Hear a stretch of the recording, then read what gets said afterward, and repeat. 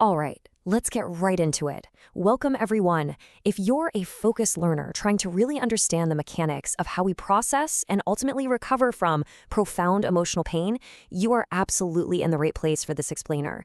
Today, we're exploring a deeply fascinating concept: the fact that severe trauma usually hides in places where simple words just cannot reach.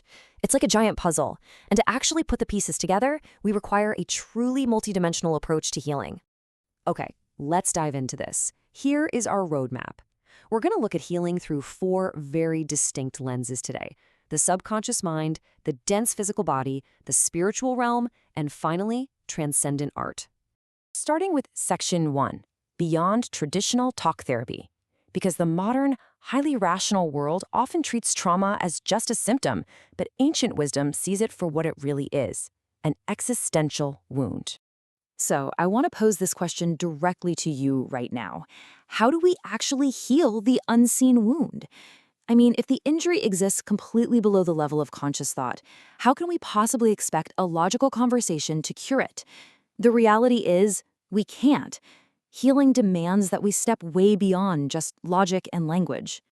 And this brilliantly illustrates why. Traditional talk therapy, which focuses on verbal processing and symptom management, is incredibly valuable for sure, but it hits a wall with deep trauma. Holistic depth healing, on the other hand, rounds out the entire personality. It actively engages the unconscious mind, your physical nervous system, your spiritual faith, and even your aesthetic senses. It's the whole shebang. That brings us to Section 2, Decoding the Unconscious Mind, exploring Carl Jung and the Realm of Dreams. This is our very first lens. Depth psychology, championed by folks like Carl Jung, insists that to heal, we have to make the unseen conscious. Jung famously said, "Dreams are like icebergs rising out of the deep waters of the unconscious." Think about that imagery for a second. Dreams act as this safe, symbolic representation of our inner world. They let us reconcile all these conflicting feelings and trace the origins of our deep-seated fears without totally drowning in them. So let's try a brief mindful pause right now. Imagine using Jung's active imagination technique. First, you gently invite the fear into your mind, but as a symbol, like a shadow or a creature. Second, you literally ask it, "What do you represent?" And third, you engage in a real two-way interaction with it. By confronting the fear symbolically, it actually starts to lose its raw power. It dissipates and reveals your true task. Moving right along to Section 3, Releasing Trapped Physical Trauma Through Somatic Experiencing. We're shifting from the subconscious down into the dense, heavy reality of the physical body. So the crucial point is that the wound isn't just in your head. It is literally trapped within your nervous system. Trauma disrupts your body's natural ability to complete a stress cycle. Dr. Peter Levine created somatic experiencing to fix exactly this. Because when you can't fight or flee during a trauma, that massive surge of survival energy just gets stuck. You freeze. Look at how trauma physically impacts the brain and nervous system. It's wild. Out in the wild, an animal that survives a predator chase will literally shake and tremble to discharge that trapped energy. But humans, we suppress it. We hold it all in to look normal. And that suppression is exactly what leads to chronic pain and anxiety. Now, what's really interesting about this slide is how somatic experiencing safely fixes this without re-traumatizing you. It uses two tricks. Titration breaks the traumatic memory down into tiny, manageable drops, so you aren't overwhelmed. And pendulation is this natural rhythm of gently swinging back and forth between distress and calm. It lets the body slowly release that trapped energy. It's honestly brilliant. Which takes us to Section 4, Sufi Psychology and Spirit. It's time to talk about healing the soul. Let's elevate this from the physical up to the spiritual realm. Mystical traditions see trauma as an existential rupture from the divine. Have you heard of Ilm al-Nafs? It's the ancient Islamic science of the soul. Well, over 1,000 years ago, scholars like al-Bulki were pioneering holistic mental health. They treated emotional pain just as seriously as a broken leg, recognizing that you absolutely must restore balance to the ego, the nafs, and the heart, the qalb, to find true peace. Sufism offers amazing tools for this.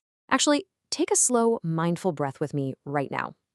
Just breathe in and out. Sufi practices like rhythmic chanting, deep meditation, and synchronized breathwork are designed to do exactly this. They actively downregulate your overactive fight or flight response. The goal is to reconnect the survivor to this pristine, untouched spiritual wholeness deep inside them. It brings to mind that famous quote from the 13th century mystic Rumi, "The wound is the place where the light enters you."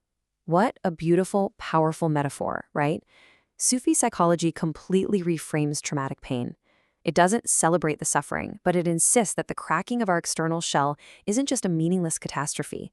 It is the very opening required for profound spiritual transformation and a wiser self to emerge. Let's move to and see how this builds into section 5, finding the numinous through cinema, using art as healing. So can external aesthetic experiences like watching art house cinema actually heal us internally? Yes, but we have to understand the numinous. This isn't about organized religion. It's a subtle, sacred vibration woven into the visible world. It's an experiential intensity that totally bypasses the rational brain. And master directors like Andrei Tarkovsky and Terrence Malick, they engineer their films specifically to capture it. Unlike traditional movies that just spoon-feed us plot and action, this radical cinematic language uses durational poetics. We're talking decelerated images and spiritual rumination. By refusing to just deliver a standard story, these films actually de-automate our vision. They create this incredibly sacred contemplative space for the viewer to sit and grapple with their own memories, grace, and loss. Finally, Section 6, integrating the fragmented self. Achieving the wholeness of being. All right, let's bring this entire thematic kaleidoscope together. We've explored the unconscious, the physical body, the spiritual realm, and aesthetic art. They seem totally different, but they all point to the exact same goal. To achieve what Jung called the transcendent function, we have to look at the wound through all 4 of these lenses. That is the secret to taking a fragmented personality and rounding it out into a whole. So as we wrap up this explainer, I'll leave you with this to chew on.